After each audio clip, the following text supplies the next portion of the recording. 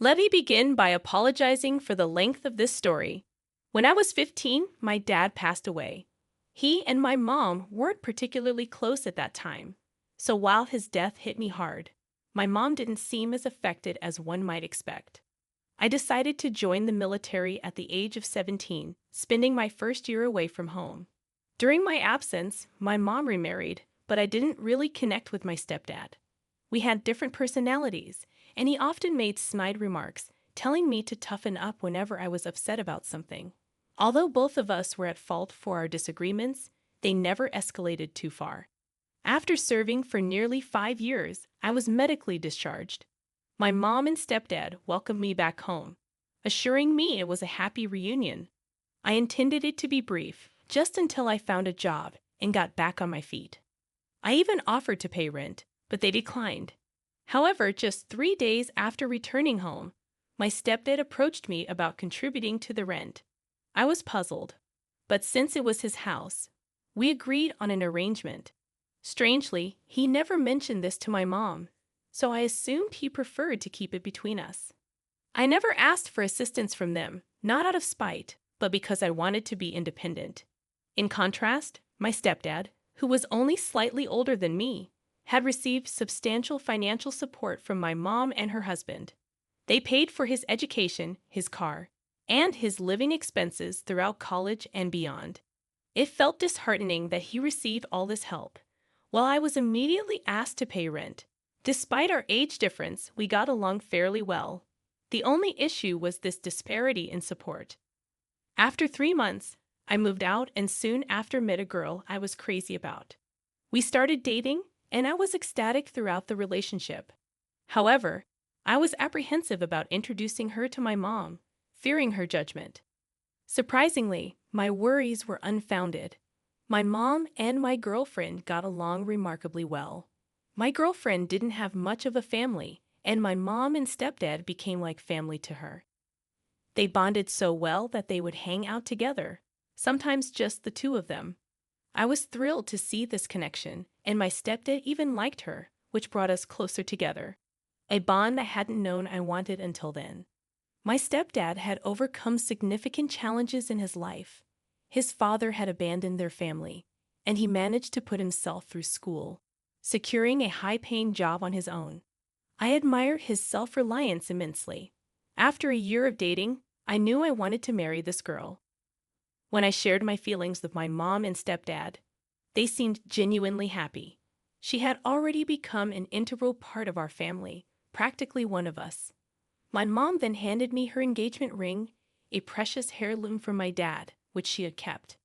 The job I had didn't pay much, so I thought, even if it wasn't the ultimate ring, it should always have a special place. I considered it a great placeholder. When I proposed to my girlfriend with the ring, she told me it wasn't just a placeholder. She absolutely loved it. I had never been happier in my life. We started planning our wedding, and to my surprise, my mom and stepdad offered to help with the finances. It was the first time they had offered me financial assistance, and it felt surreal. Fast forward about 3 months, I received a call from my stepdad, and it felt ominous. I went over to their place after work. When I arrived, I saw my mom, stepdad, stepbrother, and my fiancée, who was sitting on the couch, clearly upset. I thought someone had died. I moved to sit next to her, but my stepdad stopped me. He accused me of cheating on her throughout our entire relationship. I was baffled and denied the accusations vehemently. I told everyone there that I never even texted other women I wasn't related to besides my fiancée. Apparently, some girl had obtained my fiancé's number and claimed that we had been having an affair for over a year. She didn't know I was in a committed relationship. She sent my fiancé screenshots of alleged conversations and details about my life that a stranger shouldn't know. I couldn't grasp what was happening. I was shocked, heartbroken, and furious.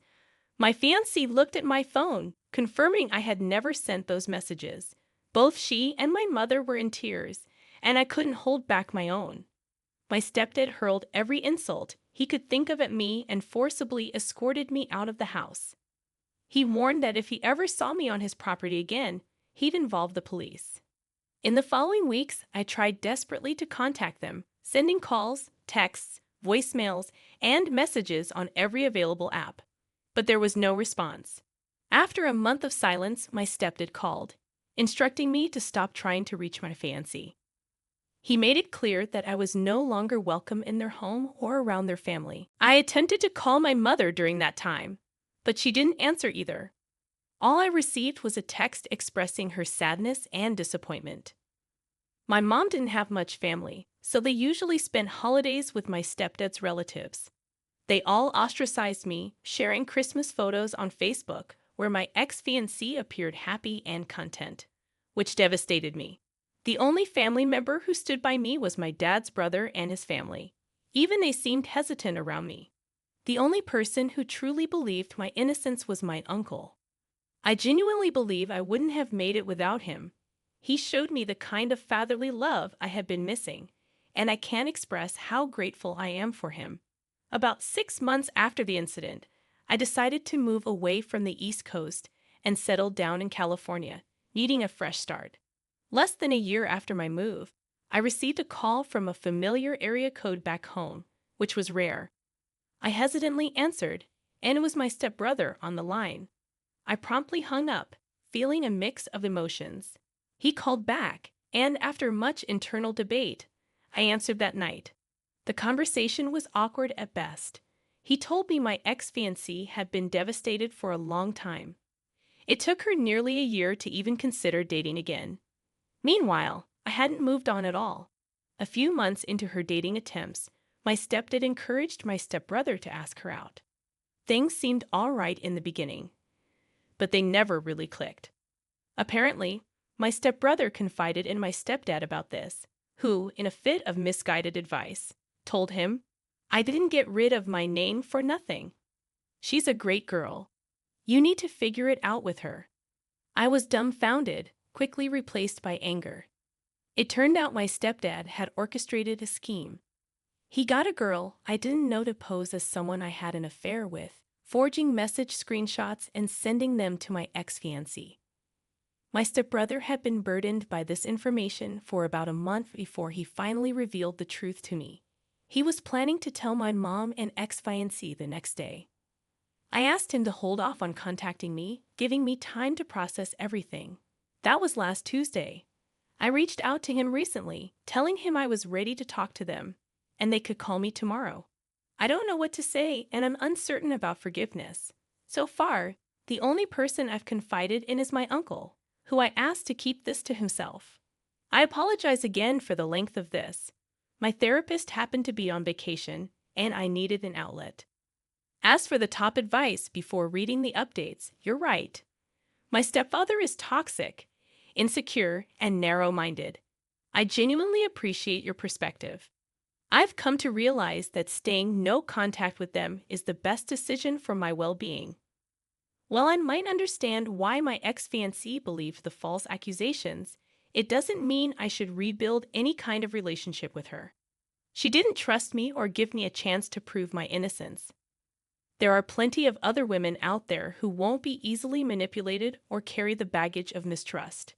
I'm deeply sorry for all the pain this situation has caused, but I acknowledge that my life will be happier without any of them in it. I can see that this is a lot for you to digest, and I'm relieved that the truth has finally come to light. You have every right to take your time in deciding whether you want to rebuild the relationships that were damaged. It's important to remember that you have the option to do what's best for you. I strongly recommend starting therapy as well, as it can be a valuable resource for processing everything you've been through. We would love to hear from you again and support you as you navigate this challenging situation. As for the first update, I apologize for the delay. It's completely understandable given the circumstances. Your stepbrother reached out to you this morning and provided more details about what happened. Apparently, what your stepfather had initially told you wasn't the whole truth. He was careful with his words, seemingly to avoid directly implicating himself, but heavily implying his actions. It's worth noting that your stepbrother is quite astute. He didn't rush to confront your mother and fiancée in a shouting match with his dad. Instead, he took a more thoughtful approach that you might not have considered. He managed to track down a girl who had been in contact with your stepfather, presumably through Tinder. This discovery strongly suggests that your stepfather had been involved in extramarital affairs, which understandably angered you for obvious reasons. The girl admitted that she didn't sleep with your stepfather, but the truth or falsehood of that statement didn't hold much significance for you.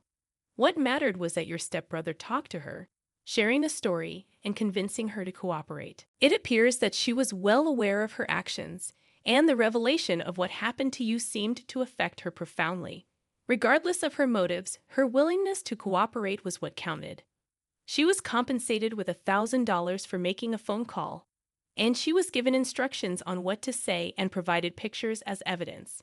Your stepbrother also offered to pay her again, for the record. She agreed to do it without charge, and it happened just yesterday. My stepfather is away on a business trip until Wednesday, so it was just the four of them there. She came in and spilled everything to my mom and ex-fiancé. My stepbrother mentioned that tears started flowing almost immediately from all three of them after he disclosed everything. He informed them that I was in California and that he would let them know when I was ready to be contacted. To provide some context, here's a bit of backstory to help you understand my mother and ex-fiancé a little better. Please note that this is not an excuse for their actions. It's merely meant to shed light on their behavior. After my dad passed away, my mother and I became incredibly close. We were each other's support system. However, when I turned 16, I started drinking to cope with my emotions. One New Year's Eve, I ended up out with my friends, leaving my mom alone at home. She texted me, expressing her sadness about being by herself. And from that moment, things were never quite the same between us. My mother has always been the type of person who needs someone around. She struggles to handle being alone. When her love for my dad started to fade, I felt the void. Later, when I grew up and moved out, my stepfather filled that void. As for my ex-fiancée, she never had much of a family and had serious trust issues due to her past relationships. Despite her difficult past, she never spoke ill of her ex-boyfriends, except for one who was physically abusive, a clear exception.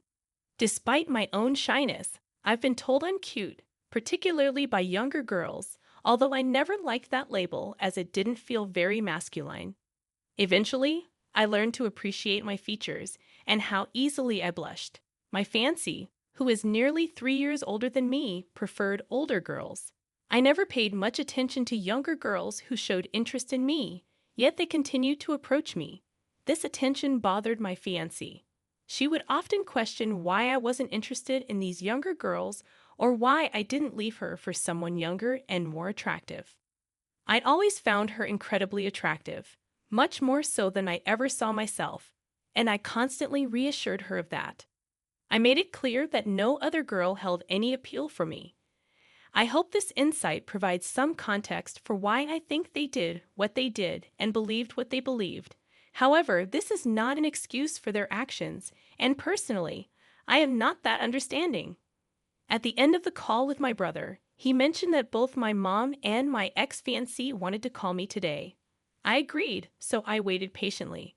Around 3 p.m., I started to feel a bit puzzled. I began to wonder if my brother had made everything up just to mess with me. This thought genuinely worried me. Then, I received a text from him, asking if I was all right. I replied yes and inquired if they were actually planning on calling. He informed me they had been trying for the past few hours. I had blocked both of them when I moved out west, but somehow, I had forgotten to block him. I felt grateful that I hadn't, though. I blocked their calls, and about 10 minutes later, I received a call from my mom. The first thing she said was that I sounded different. I almost hung up right then. It took all I had to just respond with a quiet yeah. She immediately broke down, and I thought I'd feel something more, but the pain of it all just overwhelmed me. She asked if I had received her texts, and I said no. I guess she had been trying to text me over the last year, but I had her number blocked. If she truly wanted to reach me, she could have found a way. It might sound harsh, but I know it's true. I told her I would be willing to rebuild some semblance of a relationship with time, and she seemed content with that. She also informed me that she was removing all her belongings from the house before my stepfather returned and that she would be filing for divorce immediately. I believed her. She might be a poor excuse for a mother in my eyes, but she's never been someone to take half measures. I really wish I could be there to witness that man's face when he comes back to an empty home. Next, my ex-fiancée got on the phone and offered tearful apologies, much like my mom did. I felt something more talking to her. I tried to get her to remember how many times I assured her I would never betray her and how much I loved her. She was beside herself, and honestly, I'm glad we talked. We had about half an hour of conversation, and I even allowed myself to entertain the thought, despite telling myself for over a year that it would never happen, that there could still be something between us. She mentioned she still had the engagement ring, which upset me deeply. I told her to give it to my mom because it no longer belonged to either of us. I could tell this crushed her, and I'll admit, selfishly, I wanted it to. She asked if she could call or text me. I said it's fine, but not to expect a prompt response either way. I essentially gave her the same ultimatum as my mom. I told her that the chances of us having a future relationship were very slim, which was saddening. She understood this as well. I spoke to my brother last, expressing my gratitude for everything he had done. He was helping my mom retrieve her belongings from my stepfather's house, and he apologized for all that had transpired. He informed me that he was going to disclose the entire situation to the rest of the family, with whom I have no connection and don't anticipate communicating with, except for my stepdad's mother, who happens to be the oldest person in either of our families. She had wished me a happy birthday and Merry Christmas over the last year. Perhaps she doesn't care due to her age, or maybe she felt remorse, but I intend to speak with her. I apologize for all the rambling. I'll be flying home for my uncle's 60th birthday in the first week of March. It will be my first time back since I moved out here, and I definitely plan on seeing my brother. While I'm not opposed to seeing my mom and ex-fiancée, I've made it clear to them that I have a lot of healing to do, as do they. If anything further develops, I will provide another update, perhaps after my trip home. For now, this is the last of what I have to share. I haven't been active on social media much in the last year for obvious reasons, and I haven't come across any similar stories to mine that have been referenced in the comments, but I'd appreciate any if you can find them. Thank you to everyone. In the second update, I received a call from a number back home. I had deleted most of my numbers a while ago from anyone I wasn't in touch with. I answered the call, and it was my stepfather. I immediately hung up and blocked the number. After that, I called my mom, fiancé, and brother to make sure they were safe. My mom is staying at a hotel that he doesn't know about, while my fiancé and brother are at their own residences and feel adequately protected. My stepfather has not shown any indications of being a violent man, but it's better to be safe than sorry. My brother told me that he had received a call from him this morning, but he refused to answer. He just informed him about the situation and told him not to contact any of them. I'm not sure how long my stepfather sat there, but he called me around 3 p.m. Pacific time. About an hour ago, I received a message from a different number saying, "We need to talk." I assume it's him, and I haven't responded. That's the latest. In the third update, my stepdad's mother called me. I had her number saved due to the reasons I mentioned earlier. I was a bit concerned that it might have been him trying to gather information, but it wasn't. She's a very kind lady who didn't have to be nice to me in any way, but she showed me compassion. She was very pleasant and wished me well, while also apologizing on behalf of the family. I thanked her and wished her the best as well. It was surprising that this message came from her.